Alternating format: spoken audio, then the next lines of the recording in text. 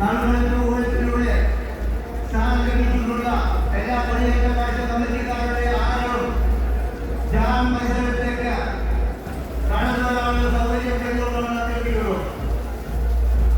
ജനങ്ങൾ ആനകൾക്ക് കടന്നു വരാനുള്ള സൗകര്യം ഏർപ്പെടുത്തുക. ജാമത്തിന് മുകളിലുള്ള എല്ലാവരും കായിക സഹിതം അഭ്യർത്ഥിക്കുന്നു.